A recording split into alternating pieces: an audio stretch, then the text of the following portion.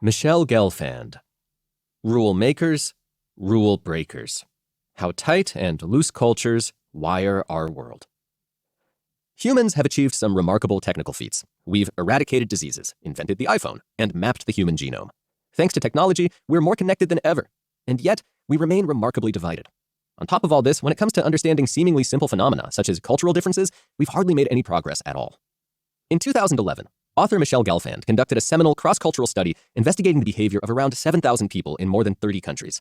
The results, published in Science, argued that variation across cultures can be explained through a greater understanding of the following structures: tight and loose cultures. These cultures don't just explain differences between nations, but also the divergences across states, social classes, organizations, and even households.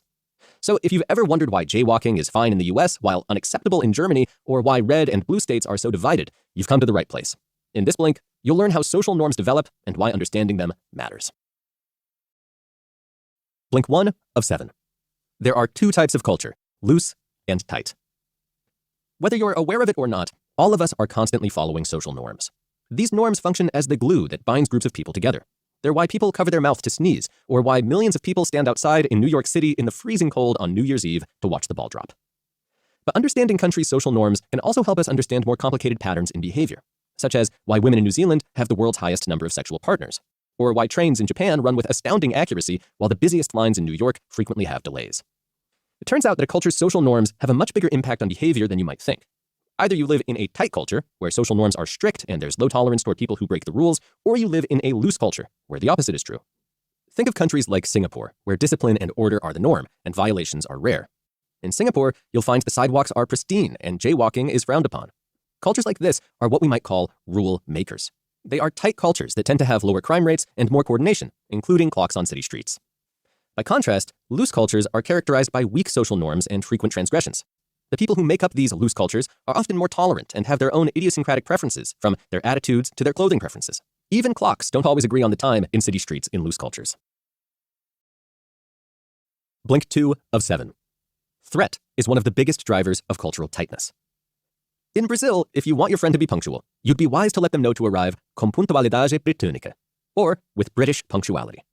And this is more than just a figure of speech. Research shows that clocks in Brazil's city centers are frequently late, while those in Germany are typically accurate. But what causes a particular culture to be tight or loose? Contrary to what you might think, there's no correlation between tightness and looseness and a country's economic success. While countries like Germany and Singapore are both wealthy, other tight cultures like India and Pakistan struggle economically. So whether a culture is tight or loose has nothing to do with money. Instead, tight cultures evolve in nations that suffer from chronic natural or human-made threats. From environmental disasters and disease to internal conflict and high population density, tight cultures emerge from deep societal threats. And this makes sense because in order to reestablish societal order, you need to implement strong social norms that will help citizens coordinate and survive difficult times. Let's go back for a second to the example of Singapore. In 2016, the country had over 20,000 inhabitants per square mile. The impact of this increasing population had been felt for several decades, to the extent that in the 1980s, the proliferation of chewing gum in Singapore actually became a public crisis. Chewed gum was stuck all over apartment keyholes and elevator buttons. It quickly overwhelmed city workers. So, to solve the problem, the government banned the sale of gum in 1992 and implemented hefty fines for anyone caught with it. Now, to people living outside Singapore, this kind of rule-making might seem over the top. But thanks to Singapore's tight social norms, the new rules were accepted, and the gum ban is widely upheld by Singaporeans to this day. Beyond population density, other threats like natural disasters, pathogen outbreaks, and invasions also relate to the tightening of social norms. It makes good evolutionary sense. Rules can help groups survive. Blink 3 of 7. Driven by diversity, cultural looseness fosters innovation and tolerance. Okay, so we now know that increased threat can lead to the formation of tighter cultures and social norms. But there are, surprise, surprise, a few exceptions to this rule. If you know anything about Israel, for example, you might assume it has a tight culture. The country has 8.6 million people crammed into 8,000 square miles. On top of this, Israel has also experienced malaria, cholera, typhus, and numerous wars. But, surprisingly, Israel is not a tight culture. In fact, with some exceptions, Israelis are relatively informal compared to other countries and will often bypass rules. One explanation for Israel's relative looseness is the country's diversity. Israel has a huge ethnic diversity with people hailing from the Middle East to Africa to Eastern Europe. Israel is also diverse when it comes to religion, with a population split between Jewish, Muslim, Christian, and Baha'i groups. And it's this diversity that fosters a loose culture. Citizens are exposed to a variety of perspectives and grow more tolerant of a wide range of behaviors. Judaism also promotes a lot of debate, and debate makes it harder to agree on what the right answer is when it comes to social behavior. At this point, you might be wondering whether it's better to be a tight culture or a loose one. Well, loose cultures tend to have higher crime rates, more obesity and debt, and less coordination. Gelfand and her collaborators also found that loose cultures had 5 times the cases and 8 times the deaths during COVID-19. Tight cultures have had chronic threat and handled the pandemic better.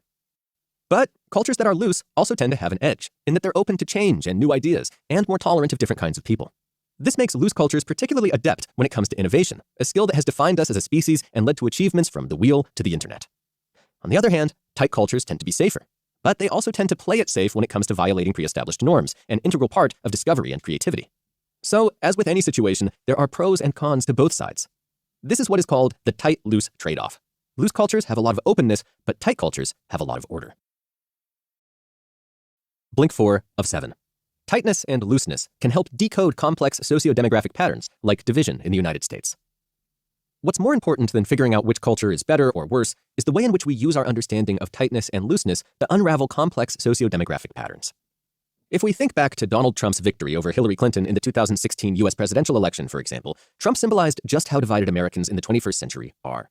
While Trump supporters attended rallies cheering for Clinton to be locked up, Clinton supporters vowed to leave the country if the former reality star became president. But how did Americans become so polarized in the first place? Well, the theories of looseness and tightness can help us understand some of the logic behind the varied cultures that make up the 50 states of the USA, and to explain why they behave so differently. In the northern and western parts of the country, for example, the first settlers tended toward multicultural cohabitation and religious pluralism. These factors, we've learned, lend themselves to loose cultural norms. Numerous Protestant sects, including Baptists, Unitarians, and Quakers, lived side by side in a shifting landscape that evolved to embrace tolerance. If we look at a specific state, like California, we can see how early settlers from Mexico, Russia, and Europe were joined by immigrants from diverse countries, spanning China to Chile during the gold rush. And thanks to this diverse landscape, California, even though it's faced its share of threats, evolved to be one of the most tolerant states in the country. On the other hand, the less diverse southern states in America display comparatively tighter cultures due to natural and man-made threats. Take Texas, for instance, and its susceptibility to hurricanes, or a state like Oklahoma, which experienced incredibly low rainfall in the 1930s, leading to the Dust Bowl and economic crisis. The slave economy also played a role in the tightness of America's southern states. Since enslaved people outnumbered slave owners, strict norms were put in place so white people could maintain control. Rules extended to slave owners who would receive fines if they chose not to comply. When slavery was abolished and the Civil War hit, southern states faced economic ruin. On top of this, for many white Southerners, the cultural imagination of the North as an economic and geographical adversary continued to linger, adding to the list of threats and reinforcing their tight culture. That brings us back to the election of Donald Trump. While Trump didn't have a degree in psychology, he did intuitively understand the principles of tightness. During his rallies, Trump created a climate of threat, painting a picture of a country on the brink of disaster. He fueled the fears of his supporters by citing threats encompassing everything from radicalized Muslim terrorism to immigrants taking American jobs to the violence he alleged Mexicans were transporting across the border, and he promised to return the country to a tight social order.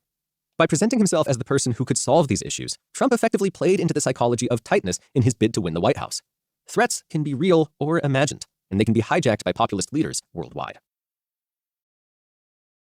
Blink 5 of 7. The psychology of looseness and tightness doesn't just affect politics, it can also impact business decisions. Say you're a business owner. If you're looking to buy another company, you might find that company culture isn't the first selling point you consider. After all, international mergers happen all the time. But the reality is, failing to think about cultural differences across companies can cost you dearly. In 1998, Daimler-Benz and Chrysler Corporation joined in a monumental merger between two auto giants.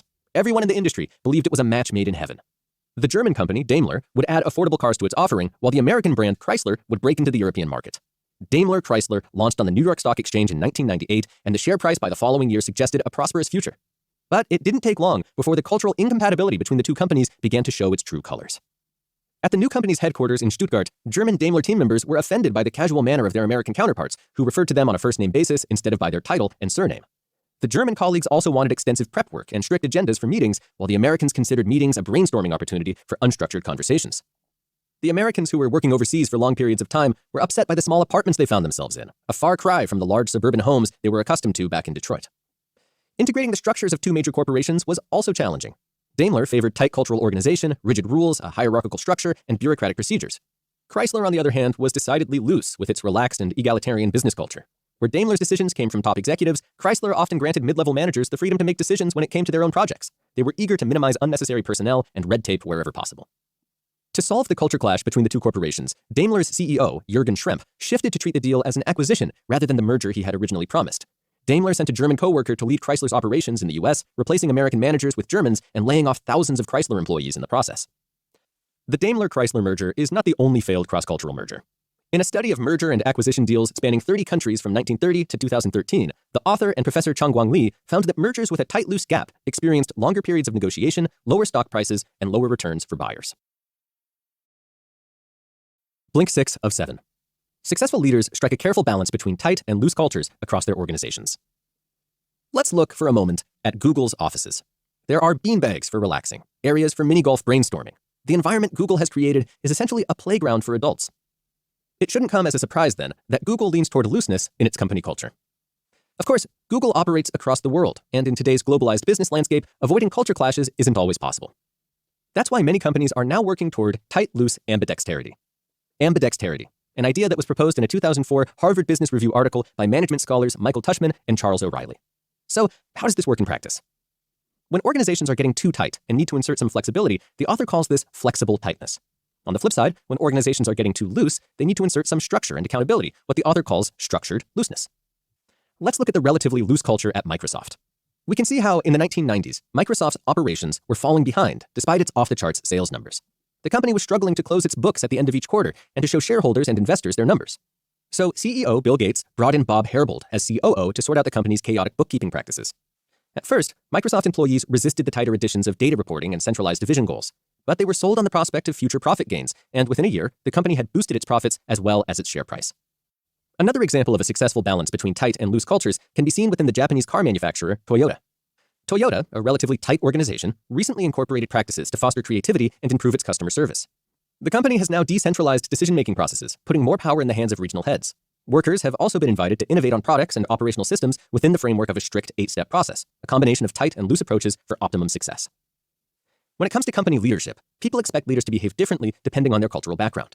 Those from loose cultures tend to favor collaborative, visionary leadership, while people from tight cultures believe leaders should embody confidence and independence. As a leader, it's critical to understand the kind of culture you're working with. This way, you can anticipate what your workers will expect from you and how to instill confidence in them. If you're working with an organization like Tesla, for example, you would opt for a looser form of leadership, whereas leadership within a company like Toyota might look entirely different. But what happens if you're leading two different types of work cultures and trying to ensure that they function smoothly side by side? In 1995, the president and publisher of USA Today, Tom Curley, strategized the company's expansion to online journalism to keep up with the industry's digital revolution. Curley was aware that the new online division would have to be much faster paced with a less rigorous work practice than what was expected over in print media. After he communicated this vision of having both tight and loose units that shared the same goal of making the company successful, senior executives who were not on board were either transferred or removed. In order to mitigate tensions and foster cohesion between the online and print teams, Curley set up a daily editorial meeting with the heads of print, web, and TV. Ultimately, there are many ways to master tight-loose ambidexterity in the workplace. Changes in customers, clients, stakeholders, and markets might require you to reassess tightness and looseness in your organization on an ongoing basis and pivot as necessary. And while loose states like California are a breeding ground for loose organizations like Facebook and Apple, clashes in culture don't have to be inevitable. By developing an awareness of the cultural tendencies of your company's workforce during your next big merger, or introducing a variety of loose policies to foster creativity when you're brainstorming a new product, this new understanding of tightness and looseness will determine what changes you need to make to optimize your organization. Blink 7 of 7. Understanding people's differences and what makes them the way they are can help you to handle conflict. Just like cultures and businesses, individuals' mindsets can also be either tight or loose. So what about you? Is your mindset tight or loose? Drawing on lawyer and journalist Dahlia Lithwick's metaphor, Gelfand asks, are you an order muppet or a chaos muppet? Perhaps you know instinctively, but if you're not sure, here are a few questions to ask yourself. First, are you more cautious or more adventurous? Do you consider yourself a creature of habit? And to what extent do you notice other people's expectations of you? Think about it for a moment. And then, if you're still unsure, why not take Gelfand's quiz to find out? There's a quick test you can try on her website, which will tell you exactly where you are on the tight-loose spectrum. Feel free to pause the blink for a moment so you can go and find out. Just go to www.micheleggelfand.com/TL-quiz. Okay, so now you know if you lean tight or loose. The next question is why? Let's say you're moderately tight, someone who likes structure and following the rules. Think about your upbringing, your occupation, or the types of experiences you've had. Perhaps your parents were super strict, or you experienced a lot of threat, or you work in an industry that has a lot of regulation or safety issues. All of us are influenced by our environments, and these cultural backgrounds can have a significant impact on how we think and behave, even from an early age. For example, studies show that children from tight cultures, such as China and Japan, tend to have much better self-control than American kids of the same age. This makes total sense when you compare the different education systems. In Chinese schools, there tends to be strict discipline, so children quickly learn how to regulate their behavior and emotions. In many American schools, rules are more relaxed and individual expression is encouraged. There are even events celebrating nonconformity, like Silly Hat Day. Whatever you think of these educational styles, keep in mind that, on the whole, tight and loose are just differences. It's not about one being better than the other. Having said that, these differences can be tricky to navigate. Remember the failure of the Daimler-Chrysler merger. When different cultures and mindsets collide, it often results in conflict. This is a common issue in personal relationships too. Take parenting styles, for instance. A mother with a strict mindset will probably clash with her laid-back partner. But some awareness definitely helps. Let's say you're the laid-back mom, and you think your partner is too rigid at times. If you consider why he's like that, most likely a combination of genetics and culture, you're more likely to empathize with him. And once you develop empathy, it's much easier to resolve conflict and get along not just with him, but with people in general. So next time you have an issue with someone, whether it's a partner, a coworker, or even a total stranger, remember they've developed their tight-loose mindsets for good reasons. Figure out why they lean tight or loose, and you'll be in a much better position to negotiate your differences. You just listened to our Blink 2, Rule Makers, Rule Breakers by Michele Gelfand. The key takeaway is that cultures are either tight or loose, depending on the strength of and adherence to social norms. While tight cultures are driven by threat and foster better social cohesion and order, loose cultures are driven by diversity and lead to innovation. More than just an interesting theory, tightness and looseness can help us understand contemporary issues, such as division in the United States and the rise of populism. It can also shape our choices as leaders within organizations. So, if you're in the process of creating a company or you're in a leadership role already, take some time to reflect on the culture of your organization and how you might experiment with a variety of tight and loose approaches across your business. Ultimately, this new understanding will help you to gain the respect of your employees. It'll also help you achieve optimum company cohesion and prepare for big business decisions like global mergers or changes within your leadership team. If you want to find out if you have a tight or loose mindset, take the TL Mindset Quiz, which is linked in this blink, or go to www.michelegelfand.com, that's Michele Gelfand, one word, .com/TL-quiz.